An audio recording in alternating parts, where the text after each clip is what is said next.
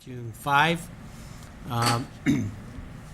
I would like to remind you that this meeting comes under the jurisdiction of the Open Meetings Act, which is available for viewing in its entirety on the wall near the door.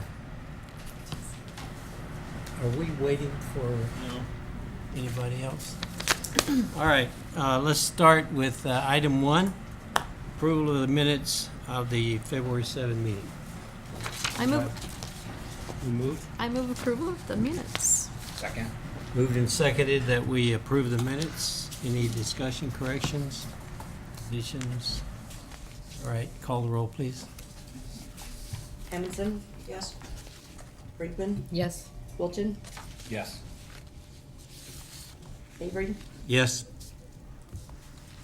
Christensen? Yes. Lamb? Yes. Raybold? Yes. Eskridge? Yes. Gaylor Baird? Yes. Motion passes. All right, next item. Justice Council, we have waiting for us here is Kim Etherton and Carrie Egan Good afternoon. on the Justice Council. I was asked to come today to talk about the Justice Council that has been kind of reinstated over the past few months. So I thought I would give a little history of what it is, and Carrie and I can talk about kind of what we see the future of this Justice Council being and doing. I should use the button, not the... So originally, the Justice Council was an advisory body that was formed in the late 80s. It was designated as a policymaking and an advisory board. The council was formed at a time when there were discussions about jail numbers. Seems like a ever-ending conversation, never-ending. And how to increase that, or how to address the increasing population in the jail. So the Justice Council came together. It was a joint city-county effort. It was formalized through an interlocal agreement and through some bylaws. And it also had a budget, an operational budget, which I found fascinating. And it also was facilitated by the Human Services Director at the time, which was Kip Besh, I believe. So I'm not sure, historically speaking, I don't have minutes to those Justice Council meetings previously. I know we do have the bylaws, we do have the interlocal agreement. I don't have a history of kind of what occurred in those discussions in those meetings. I do know that there was a new jail built in the early 1990s. So there's membership that was established through the Justice Council by the bylaws. It required there be the local sheriff, chief of police, university chief of police, Lancaster County Attorney's Office, Lincoln City Attorney, a judge from the county district and juvenile courts, director of corrections, director of youth corrections, and someone from adult probation, likely the district chief. And so, again, that council dissolved. There was an attempt early 2000s to bring that group back together. However, without directed goals, it was really kind of difficult to get those people to come to the table. So I think we had about 1 or 2 meetings with the Justice Council to talk about some of the things that my recently formed agency was working on, and that's where that ended. However, earlier this year there was discussion about the new jail, and its capacity was at 81% after it had been in opened and operating for 18 months. And for that reason, there was concern about what was possibly going to happen over the course of the summer, because numbers tend to go up in the jail in summers. And luckily, Brad Johnson's here today. So if you have questions about the jail, he can answer those. Specifically, the county commissioners asked to reconvene the council, And so that we could talk about options, we could talk about ideas, ways that we can address the current population in the jail. And while the commissioners did make that request, we are very cognizant that this is a systems issue and that the city is a very important player in the system, and that we wanted to make certain that the city was aware of what is happening with the Justice Council, with our local jail, and with our criminal justice system in general. I think the best ways for all of us to understand system issues and ways to address them clearly are to have everybody at the table. I think having the Justice Council reconvened is probably the best way for that to be accomplished. Currently, there are discussions underway about whether the Justice Council should continue under an interlocal agreement with the city. I'm not sure that's necessary, but I'm not the legal minds here, so whatever I think may not be necessarily taken into consideration. Or if it's really appropriate to move forward just with bylaws. And Carrie's been working on kind of rewriting some of those bylaws for us so that we have a better idea of how this council should function. Specifically, there are some people sitting around the table, most including me, who were not a part of that Justice Council in the beginning because my agency was not in operation at that time. So we are looking at those. We're trying to decide if bylaws are the best way to go, if a memorandum of understanding is even necessary, or if an interlocal agreement still is the best way to move forward. And again, I think I need to leave all of those decisions up to the legal counsel that sits around the table. The past 2 meetings that we've had, we're having these meetings quarterly. We had a meeting in March. We had another meeting just this past March, April or May, in May, and then we will meet again in August. So, but those agendas and the meeting minutes are under the clerk's website and can be accessed there. And actually, pretty good reading for the first 2 meetings. I reviewed them today, and I thought, wow, Corey does a really good job of taking notes and capturing what happens at those meetings. So we've had a lot of people sitting around that table. Beyond just those key members that are identified on the bylaws, we've had service providers in the community showing up at the meetings. We've had other individuals, someone from the ACLU has been there to give their insights as well. So very good representation at that meeting of people who work in the system and with folks who are in the system. And our goal is to hopefully continue those meetings and discussions and start looking at alternatives and options and innovative ideas that can help manage that population of folks that are going into the jail. There are some other things happening that have probably affected those numbers. LB 605, which was in, 2015, passed in 2015, has had an impact on the number of people returning to the jail. Those are folks who are on probation, who are having sanctions applied to their probation sentence in an effort to manage their behavior rather than revoking their probation immediately. They can spend up to 90 days in jail over the course of, Brad, do you know how many years? Is it a year? I think it's Maybe it's 18 months. After that, then a consideration for probation revocation occurs. So Brad is seeing some folks who are being lodged in and out of jail for those sanctions. Additionally, some legislation has passed this year, LA 259, that is hopefully going to address some of the issues with folks that are going to be hopefully not sitting out fines in our jail. Also, LB 259 allows the cost for a day in jail to go from $90 to $150 a day. So it might reduce the number of days that anyone who is sitting in jail to sit out a fine would be there. There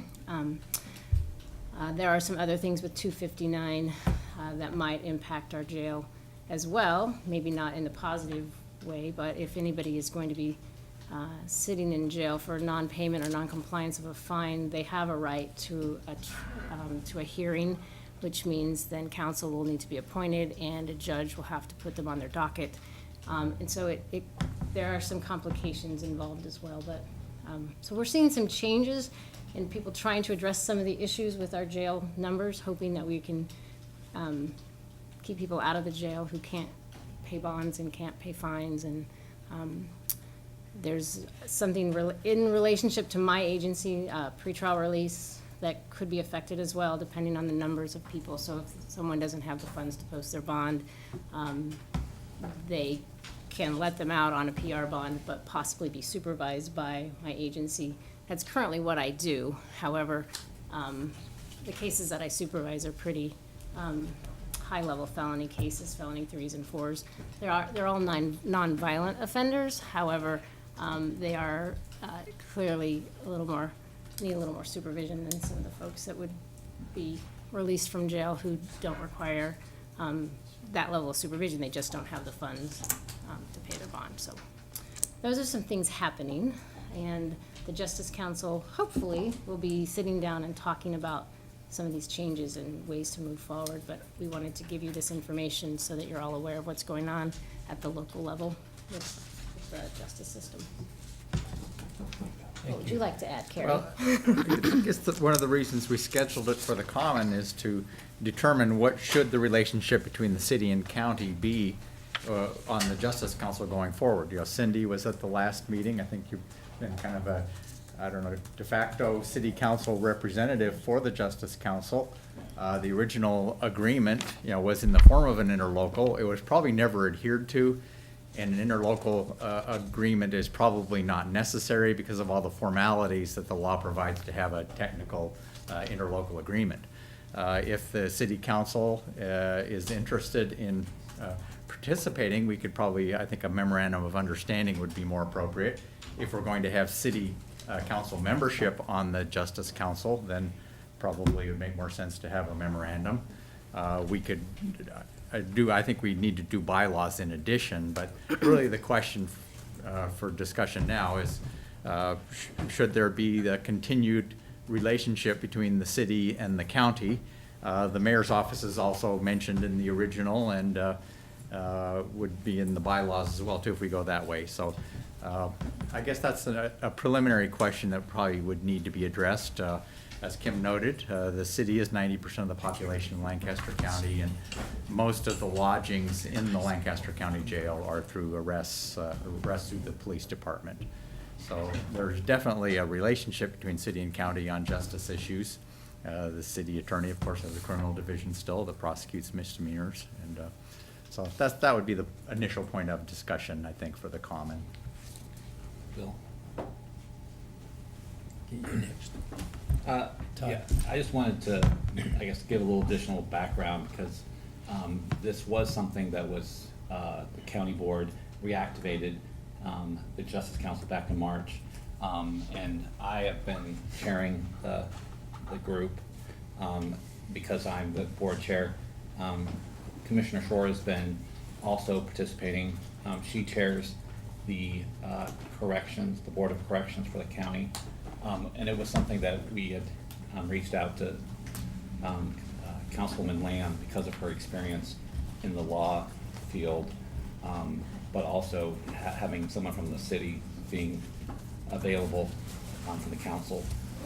It has been well attended. We've had the chief of police, the mayor has permitted the chief to attend, as well as the county sheriff, talking about law enforcement issues. We've also had, while they're not able to participate, the representatives from both the county court and the district court participating as ex officio members.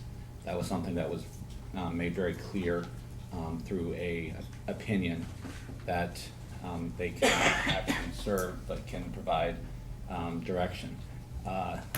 Given that scenario, it was very helpful as we worked with the legislature on a number of legislative issues, specifically LB 259. That was something that, based off of the information that we received in this group at the Justice Council, we were able to work with Senator Hansen and other legislators, improve the legislation that deals with the fines and also setting a bail. I think that's important discussions that we need to continue to have. And I think it was very helpful having the Justice Council.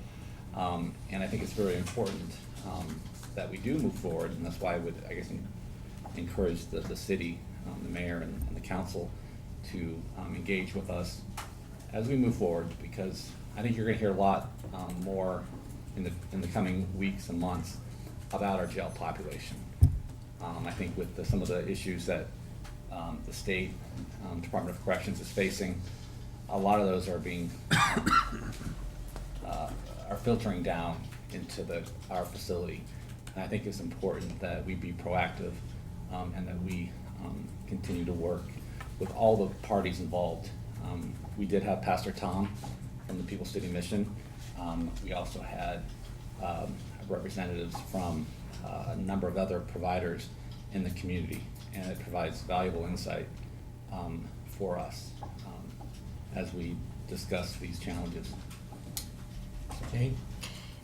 Just for a little additional background, the county board did reconvene the Justice Council back in 2011, although they did meet once, and then it dissolved because at that time the jail was under construction and they felt it wasn't a need, but it was convened briefly as a response to all the justice reforms that were occurring and starting on the national level.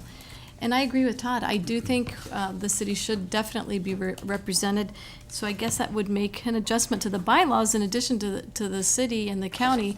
It certainly should have a very important seat, community corrections at the table based on all the programming that you have been doing. And it seems like your programming keeps increasing, and the importance of that. I do think it's a council that really needs to get together. I know the Community Health Endowment sponsored a trip down to Kansas City so that they brought a lot of the people together so that they could actually see how some other communities are trying to expedite processing of people so that they do not end up in jail, that they end up in the treatment centers where they need the help. And they're non-violent offenders, as you noted. Really? So it was formed and dissolved but I'm looking on the city-county website, and it says Justice Council interlocal agreement entered into on the 12th of December 2002. Has that interlocal been rescinded as well, or? But it's pretty detailed about what's going on. Exactly. It has not been rescinded, and it probably was never followed ever with the Justice Council. The Justice Council has kind of just gone its own way, which is one reason we probably need to resolve that. And I think a memorandum of understanding, which a clear intent of the parties and going forward, and then draft the bylaws based on that memorandum of understanding. But the interlocal is out of date, has not been followed, and probably should be rescinded or It may be revised. to revised, reflect yes, what we're doing now. revised and rescinded. Any other? But, I think this group is more of an oversight council with the players at the table. There has to be working groups working on different programs or possibilities or initiatives within. So additional, resources could be pulled in or experts, but I see this more as an oversight group providing guidance and, looking at trends. We've done a lot with data, so we're able to follow that.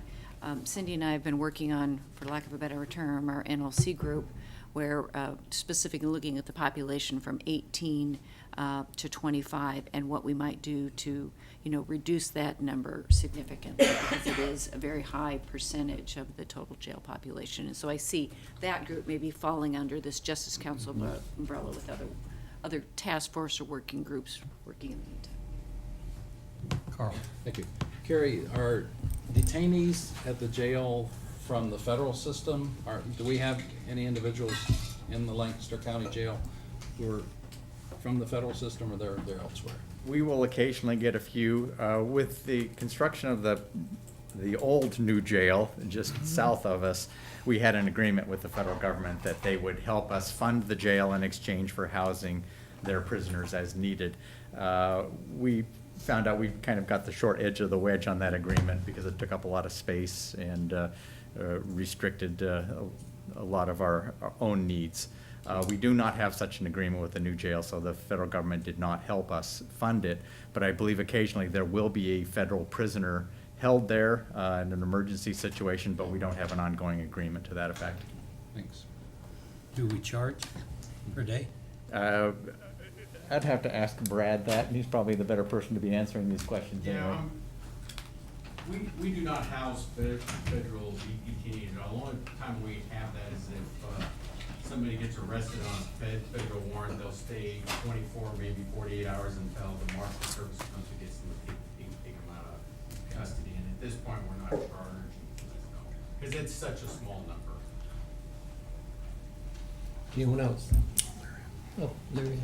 So, this sounds, I mean, absolutely like we all need to be paying close attention to these issues, very important, and I appreciate this being brought forward to us in this forum. It sounds like you're recommending a memorandum of understanding as opposed to, or of agreement, whatever, as opposed to an interlocal. Can you help us understand what changes you would make from the existing interlocal to what you'd be asking us to enter into with the Yeah. memorandum of understanding? And then secondly, is this an ask for resources in terms of money as well? Well, that's one of the problems. The original interlocal agreement does call for the provision of resources and the equal sharing of those resources between the city and county. And I don't know if we've ever really billed the city for anything that was done under the Justice Council. I would envision it more as the staffing would be provided by the county board. You'd need to decide the membership. I think if you want to put city council and county board members, they were not included in the original list in the interlocal. So maybe the council and board members should be ex officio. We've also talked about adding some of the community providers as ex officio members.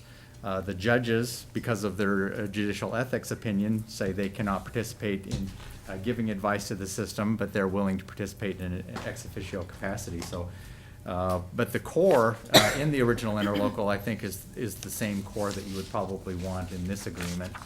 And then I think where the agreement with the city comes along is, putting council members, or if the mayor's office wants a representative, decide how you want to do that and why. And then as we draft the bylaws, it would be based upon that memorandum of understanding. And I've already drafted some bylaws, but I don't think they're ready for public consumption because we don't have consensus on the county board yet, let alone with the city council. Cindy?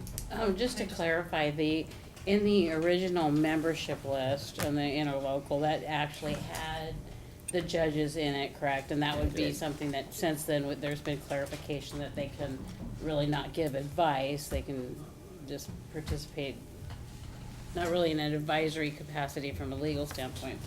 Informational purposes. Informational purposes only, yeah. Yeah, So you that don't- would be a change that would have to be made. If you want a core voting body, you probably limit it to the officials mentioned in the interlocal agreement without the three judges who represent the three different court systems.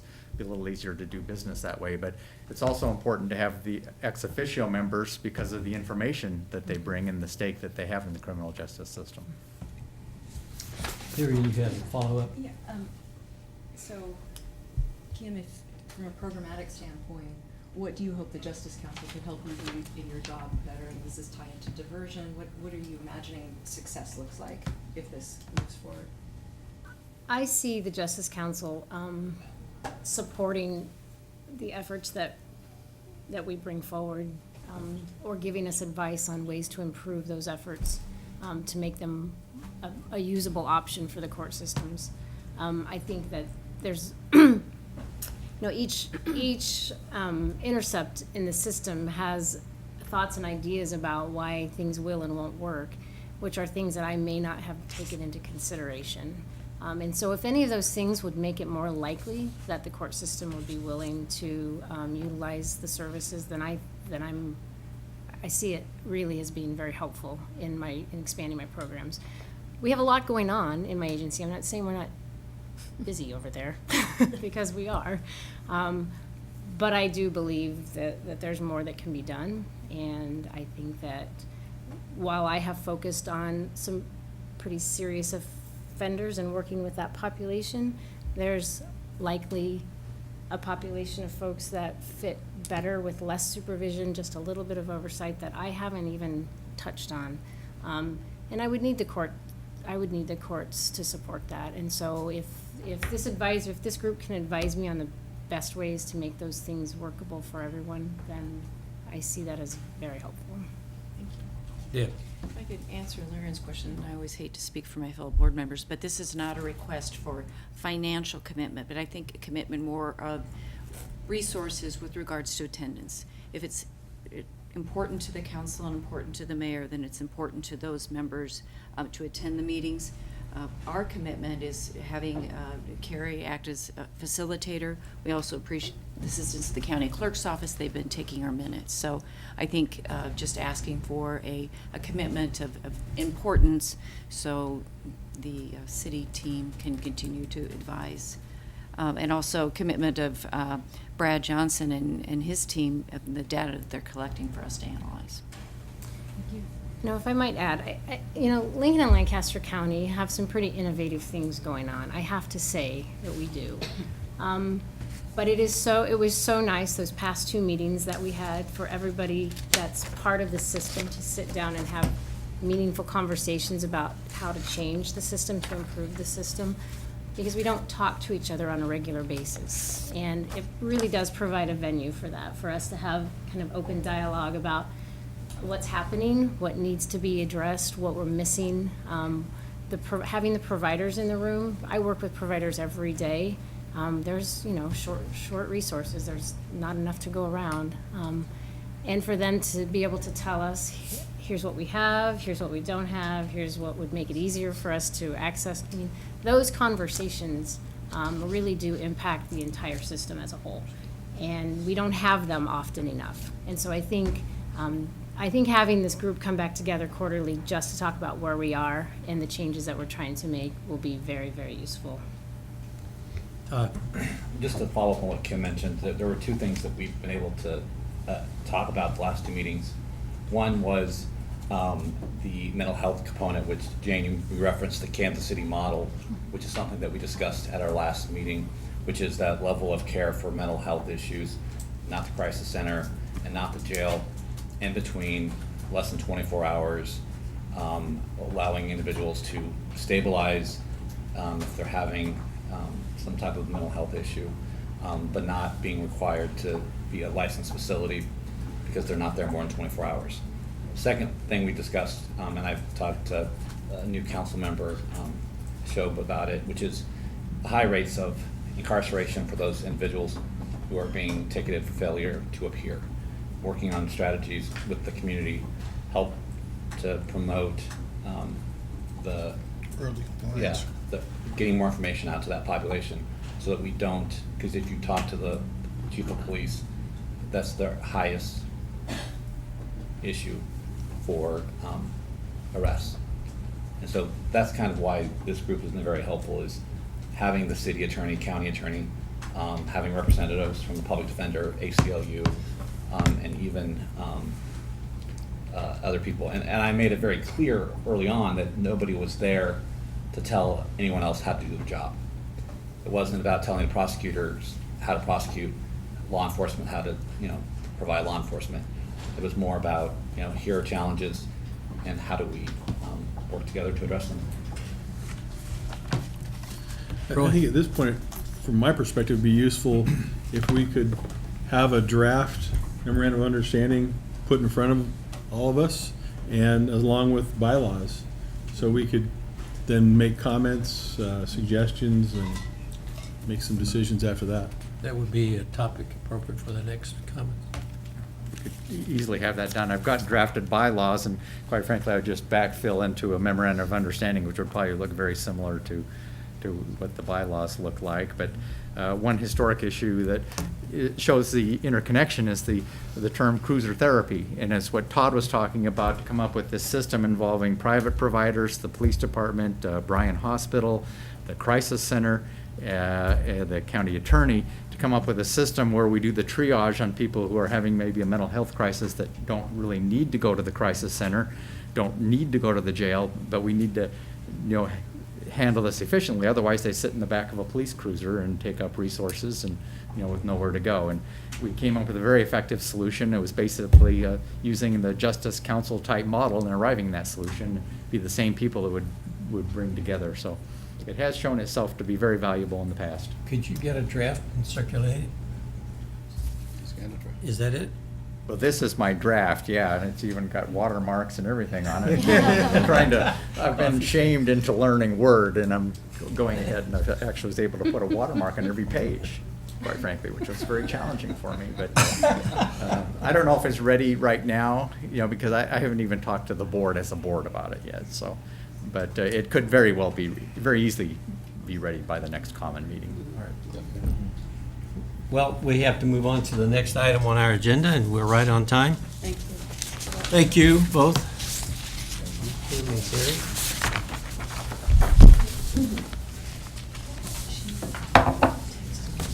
Roads. Love roads.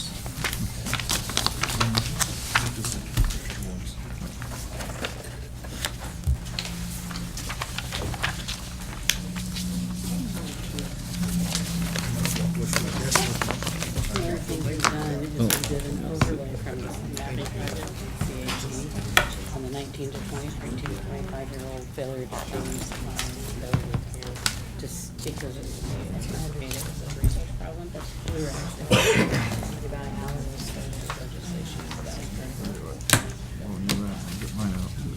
and coming out like Here we are. the date wrong. October. Hello. Let's just leave it there. But yes. Welcome. Thank you. My favorite topic. Pretty good one Ours lately. too. Yeah. Go ahead, start. Great. Well, we want to thank everybody for the time today on the agenda to talk about the South End East Beltway. We appreciate it. It's good timing for this discussion, given the announcement last week that we had about the financing piece, updated financing piece for the South Beltway. So Nikki obviously is here that she can get into some of those details if there are questions on that. What I'll do, at least initially, is kind of give a very broad overview of kind of these projects and a little bit of the history, just so that we're all up to speed on that. And then I'm assuming we'll just get into questions and conversation about what we want to talk about today. So with that, what we have is we've had for many years now in our plans, and now working towards being an actual project for the South Beltway. The Beltway concept and system, and it's different pieces and parts. So we did get the interstate constructed, and then we did a widening of the interstate in the last 15 years to 6 lanes. Then we also had what's been called the West Bypass, which is Highway 77 effectively. And then we have the South Beltway piece that's in yellow on the screen, and then the East Beltway piece, which is red on the screen. So effectively, we have different projects for all of these different parts of a Beltway system around the community to serve the community eventually, with some of those in place already, obviously.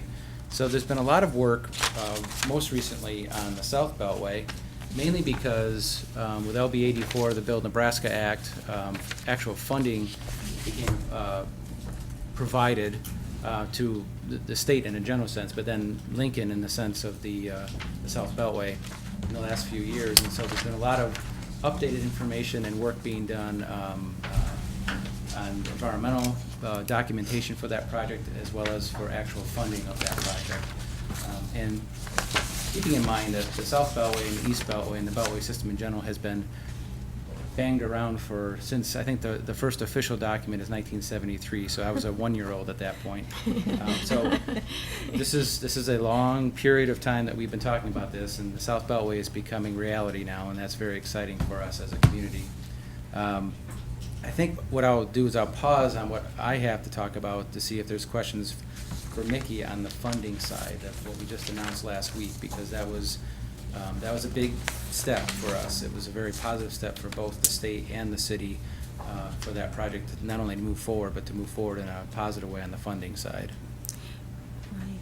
And also Pam Dingman is here to, as a partner as well, to talk about effects to the county and county engineering and the reaction of county engineering to this project. So, any questions you have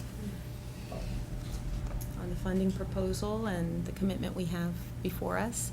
I will say that I want to send a special thank you to the RTSD board today. They passed a very important interlocal agreement to fund $10 million over the next 2 years to the city, which we will transfer over to the state. 20 million.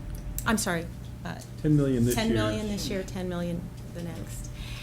That show of unity by the local government is so important. That message to the state is so important that we have a 2-year commitment for the early payment. So that really is step one, and now we have a schedule to keep for the agreement with the state. What we will pursue is a supplemental agreement with the state. They are going to be drafting that and providing that to us in the next 4 weeks. So their Assistant Attorney General will draft that up, provide that to us in 4 weeks, and we'll take a look, make sure the terms are what we have agreed to in principle, make sure it's a good agreement for the city. Followed by a CIP amendment. So hopefully that agreement will come through at the same time as the CIP amendments that we will make to fund our portion of the cap over the next 2 years. And you, process-wise, what you, some of you that are members of the MPO Officials Committee, there's a meeting coming up later this month to formally amend the transportation plan. And so what that'll do as well is that is kind of more of the big picture, high-level update of the long-range plan that'll update the cost of the project, as well as we will begin the formalization of identifying how the local match will be done as well. And that does include an amendment to the LRTP, the transportation plan. So those of you that are involved in that, you'll see that more immediately. And then the actual documentation of the agreements and everything will follow that. So that's the rest of the story on that end of things. So When do we right break now. ground? 2020, they're still on track for 2020 groundbreaking. In fact, they were very hopeful that they would be through the environmental process by the end of the year, starting to negotiate right-of-way acquisition, which is very exciting, starting to talk to neighbors and residents out there. And then they are heavily invested in preliminary engineering at this time. So they'll move through it and steadily, but they're still saying 2020. So right now, why they're in the middle of the environmental though, they're having the period what they call pencils down, which is they are not supposed to, by directive, go forward with the details of the project until the environmental is decided. And so that's kind of the period that we're in with it right now. However, that being said, the commissioners may recall that we already have a agreement in place with Department of Roads. The South Beltway does change 28 connection points for us out in the county. My main concern with the South Beltway at this time is that when 68th Street is closed to build the overpass there, we will have no direct paved route into the city of Hickman. And so as we go forward, we're gonna need to look at, are we gonna go ahead and pave 54th Street into Hickman, the last 2 miles, or are we gonna go over to 82nd Street and pave, the last 2 miles north to the South Beltway? So those connections will become increasingly more important as we continue to do our long-range planning. Carl. Kind of along that line, I see several roundabouts on Saltillo. Yes. And that's already a road that needs a lot of help. What's the plan in terms of you do that before you do the Beltway, or after, or at the same time, or what's the timing? Well, right now, we do have a safety study in for Saltillo. there is 1 mile of city road that has been included in that safety study. We do not have an agreement with the city, although we've had discussions about it, and they're very, Public Works is very aware of it. The improvements to Saltillo must remain, the safety project must remain distinctly separate from the South Beltway project. They are two different projects. We sadly received the news from Department of Roads about 2 weeks ago. It was supposed to be a 90-10 share as a safety project, and they have now come back and said that they wanted 80-20 share, and they want the county to pay for all of the environmental and engineering, which we know is really means you're gonna end up at more like a 70-30 share. And so as we continue to work with the state to get a formal agreement, and we continue to work with the city in this corridor, roundabouts have been taken out of this particular project at this time on Saltillo for the safety study, because Federal Highways asked that the intersections be handled different for the safety study. So there won't be any roundabouts from roughly 30th to 56th Street. Now, I'd like to ask Randy Hoskins to speak on the city's behalf about the roundabouts associated with the South Beltway, just to follow up with your question, Carl.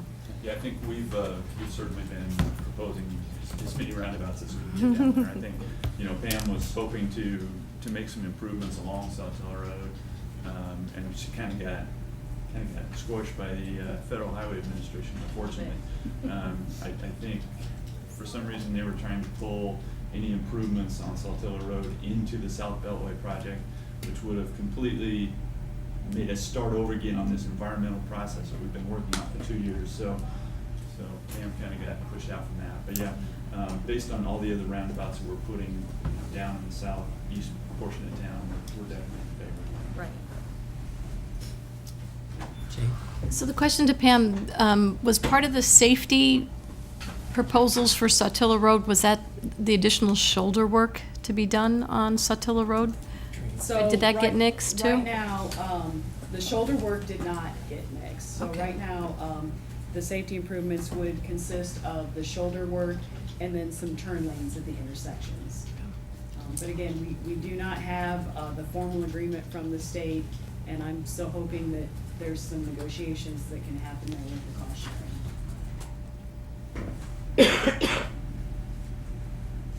You have more? No? Questions, comments? From the Board of Experts? I was gonna hit quickly, are we done with South Beltway then? Go ahead, hit whatever you want to hit. Okay. So for East Beltway, just to kind of hit the rest of the loop, in other words, I'll probably refer you more to the handout that I provided you, which is that real clear map. You'll see on the right side of the page, which is the east side of the Lincoln area, you see that gray north-south line, which is the corridor for the East Beltway. Just to let everybody know that corridor preservation has been established for that, which is a formal designation, which means the city and county have the ability to go out and obtain right-of-way when needed, to make sure we don't have structures being built in the path of that corridor. With that being in place, we are able to maintain the corridor over time, which is important because we do not have funding for that project, which is probably many years out into the future still, as far as actually getting that part of the Beltway system to really move forward like the South Beltway is now.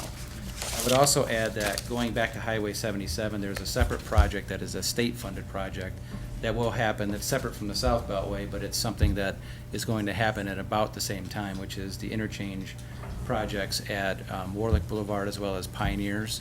And so what we'll have then is a freeway status all the way from I-80 down to the South Beltway interchange.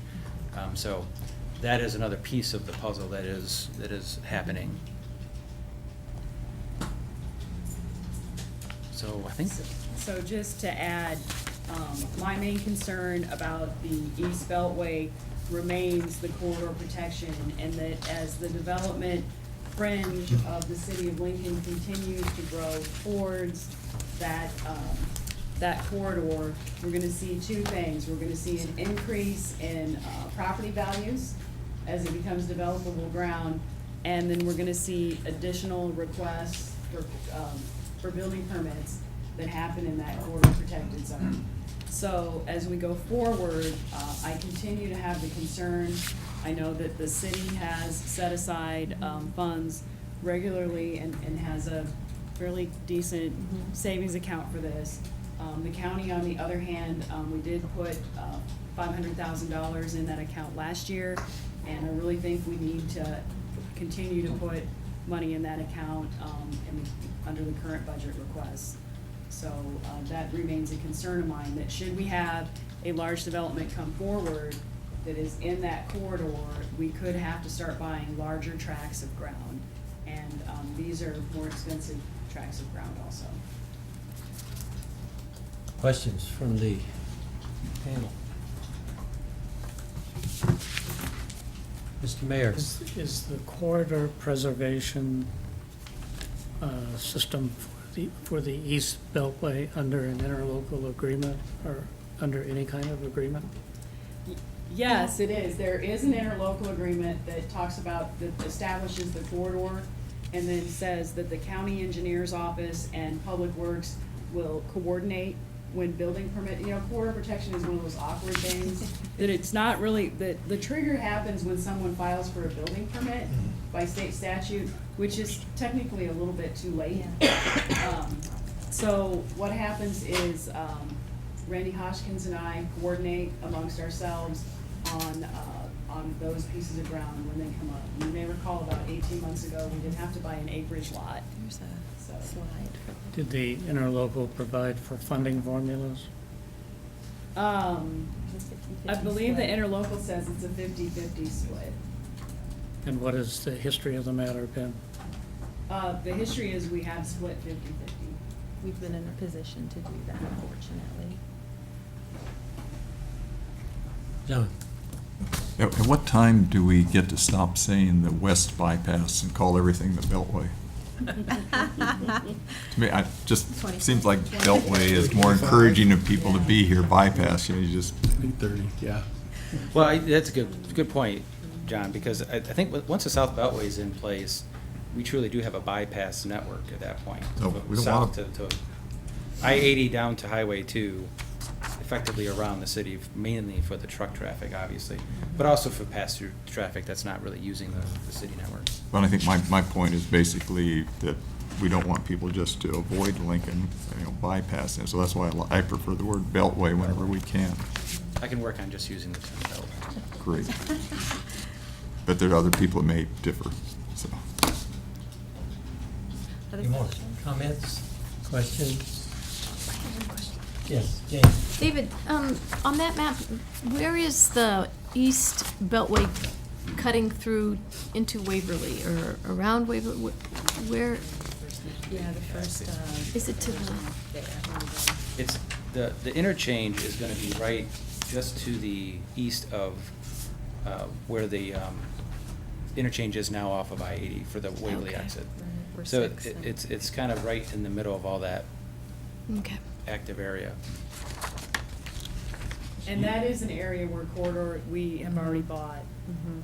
like back behind the existing Tractor Supply and Smart Chicken, there is a piece of ground about 9 acres, I think. Mhm. Why couldn't you just tie into the interchange and not have to build a new one? You have to ask the engineers that have designed it, or are designing it. Yeah, right. Question? Billy? Yes. So, for people who aren't as familiar with maybe the numbers in the long-range transportation plan, can you talk a little bit about the numbers for the East Beltway?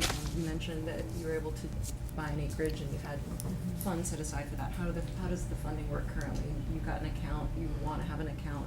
What kind of numbers are you talking about to make this happen realistically? On our end, it's 250,000 we've been putting away each year for corridor protection, and we've accumulated I think over 3 million. So we've been able to do that for a while now. I don't know on the county And, side. I don't think Dennis Myers is in the room, but we're somewhere right around $1 million when I checked last week. What do we see, the corridor, I think we did some rough numbers on it. maybe Oh. 2 years ago and thought it was, the acquisition was somewhere around I don't know if I $4 have million. full. Did you have, do you know off the top of your head? I don't think I have that, but 830 acres of right-of-way will be necessary for that 13-mile stretch.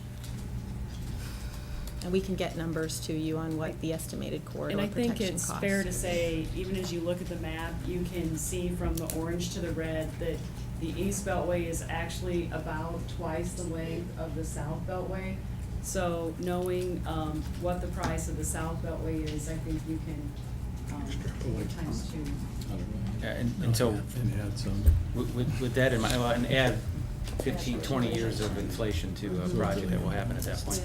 The other point to be made there, just so everybody's on the same page there as well, is our long-range plan, it includes the corridor protection for the East Beltway, but it does not include the East Beltway project. There is no funding for it. So it is not a funded project. So we need to get to a point where we are now with the South Beltway to get those funds in place over time. Lyrian, was your question the total cost of the project? The You're answering estimates all of it, are actually, 350 million. How much? 350 million, which is likely to increase due to construction inflation. That's East Beltway total Mhm. cost estimate? The in total, dollars? today's cost, Right. and that was with the Build Nebraska Act, Phase 2 distribution last year, so 2016 estimate of 350 million. But that's So it not will our likely- cost share, is it? No, no, no, no. We would likely entertain an agreement with NDOR, now NDOT, to do some kind of a cost share arrangement, and we'll see what that is in the future. Usually they've been at 20%. Any more comments or questions? Thank you very much. Thank you. For helping out.